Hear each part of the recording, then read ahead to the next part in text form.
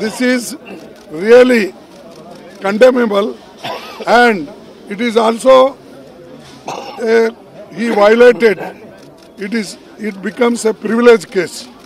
But in spite of that, we are repeatedly requesting the chairman of the Lok Sabha, Speaker of the Lok Sabha, and chairman of the Raj Sabha.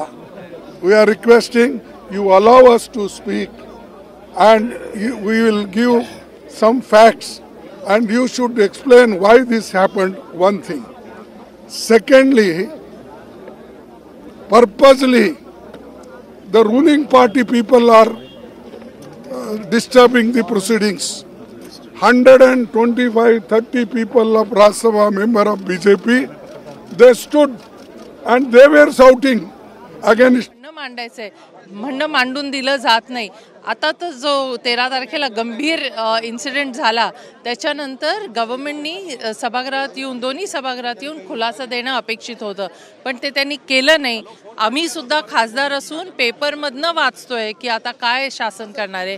हे असं चालत नाही. लोकशाहीमध्ये transparency लागते, accountability लागते, आणि ती पूर्णपणे या सरकारने धाब्यावर ठेवली. विरोधी पक्षाचं मत हेच आहे वंदनाताई की गृहमंत्र्यांनी यावर सगळ्यावरती निवेदन द्यावं, पण सचिवालय म्हणते की ही सगळी सचिवालयाची जबाबदारी आहे. त्यामुळे ओम बिर्ला सांगतात की या सगळ्यावरती आम्ही चौकशी करतो. उच्च चौकशी समिती देखील आम्ही नेमलेली आहे. किती वाईट परिस्थिती आहे, इतकी वाईट परिस्थिती आहे की आता होम मिनिस्टरनी काही बोलू नये म्हणून स्वतःच्या अंगावर आरोप घेणं ठीक आहे, तुम्ही म्हणा, पण शेवटी होम मिनिस्टर पार्लमेंटवर अटॅक ज्यावेळेला झाला टेररिस्टचा, कोणी पाहिलं त्याच्यात?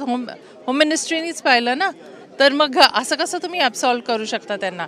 सगळ्यांची जबाबदारी आहे, सरकारची जबाबदारी आहे. त्याच्या वतीने होम मिनिस्टर किंवा प्राईम मिनिस्टरांनी सुद्धा स्टेटमेंट द्यायला काही हरकत नाही, पण ते त्यांनी दिलं नाही आणि देण्याची इच्छा पण दिसत नाही, आणि उलट जे हे मागणी करतात त्यांचं निलंबन होते. शोकांतिका आहे. आता शेवटचा प्रश्न, काल वाटलं होतं सभागृहामध्ये गृहमंत्री बोलत होते त्यावेळेस या सगळ्या संदर्भात बोलतील, पण विरोधी पक्षच समोर उपस्थित नव्हता किंवा विरोधी पक्षाचे खासदारच उपस्थित नव्हते, त्यामुळे ह्या सगळ्यावर त्यांना बोलण्याची गरज पडली नाही. आधीच बोलायला पाहिजे होतं. आमचं तर सरळ म्हणणं आहे की आता जे 3 कायदे आलेत जे अतिशय अराजकता माजवणारे असे कायदे आहेत ते त्यांना पारित करायचं आहे, आणि म्हणून ऑपोजिशनच्या मेंबर्सला जितक्यांना बाहेर ठेवता येईल तितक्यांना ते करायचं आहे.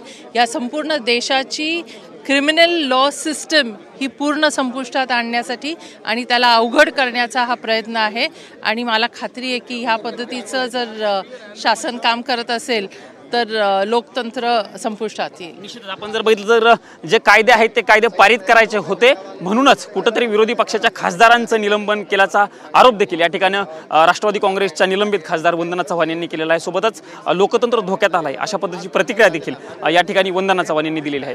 कॅमेरामन राजीव गौतमसह मी Pramod. Will be there all our India party's leaders, those who are available here, they will participate here, and throughout country, in state headquarter, district headquarter, they will protest against this immoral, illegal behavior of this government. Kharge sir, BJP is saying that opposition is not in the house, at least the business is happening in the house, bills are getting passed. अगर यही है तो सबको बाहर डाल के तुम अकेले ही करो. हाँ? They have thrown out everybody. पक्षाचा मोर्चा आपण पाहत होतो. काँग्रेस अध्यक्ष मल्लिकार्जुन खरगे माध्यमांशी संवाद साधत होते. सरकारला संसदेमध्ये कामकाज होऊ द्यायचं नाही असं खरगे यांनी म्हटलेलं आहे. सदन में सिर्फ ये किसी के प्रश्न का जवाब नहीं देना चाहते. देखो, जब तक ये फैसला होगा, अभी तो प्रोटेस्ट चल रहा है, इसके बाद क्या सभी मिलके जो वो फैसला करेंगे उस फिर आप लोग को वापस पार्लियामेंट चलेगा, ये अभी वो बताएंगे जो सलाह करें. After the BJP has assumed power, we are experiencing only despotism. The parliament, which is the temple of democracy, which is meant for debate and deriving solutions, the opposition parties are not even allowed to speak. This we have never experienced. The past, I am here for nearly 2 decades.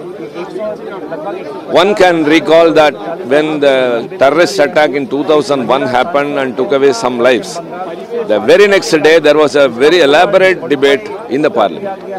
Now that we demand nothing but a statement from the Home Minister as what happened and what actions have been taken. This is very genuine, nothing unfair, whereas that demand has not been accepted by the chair and by the government, whereas they make whatever they want to, any statement, the leader of the house or the parliamentary affairs minister or anyone for that sake, and any observations made against the opposition parties are being aired repeatedly, giving a wrong impression among the people that we are all misbehaving, unruly, and we are disrupting the proceedings of the house. No, we are just asking for an opportunity to speak and let out our views, and we need a statement and an explanation from the government.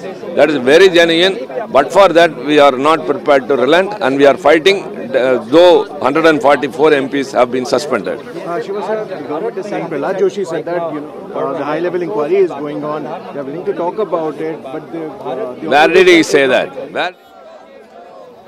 तर ही थेट दृश्य आपण पाहतोय. दिल्लीमध्ये आता विरोधकांच्या वतीने मोर्चा काढला जातोय. राज्यसभा आणि लोकसभेमध्ये ज्या खासदारांचं निलंबन केलं त्या निलंबनाच्या विरोधात आता विरोधी पक्षातील हे सगळे नेते आक्रमक झाल्याचं पाहायला मिळतंय. दिल्लीमध्ये संसद भवनाच्या परिसरामध्ये आता या मोर्चाला सुरुवात झालेली आहे. ही थेट दृश्य आपण पाहतोय. दिल्लीमधून विरोधी पक्षाचा मोर्चा आणि या मोर्चामध्ये निलंबित खासदार देखील आता सहभागी झालेले आहेत. हातामध्ये बॅनर घेऊन, फलक घेऊन हे सगळे खासदार या मोर्चामध्ये सहभागी झाल्याचं पाहायला मिळतंय. दिल्लीमध्ये विरोधी पक्षाच्या वतीने हा मोर्चा काढला जातोय.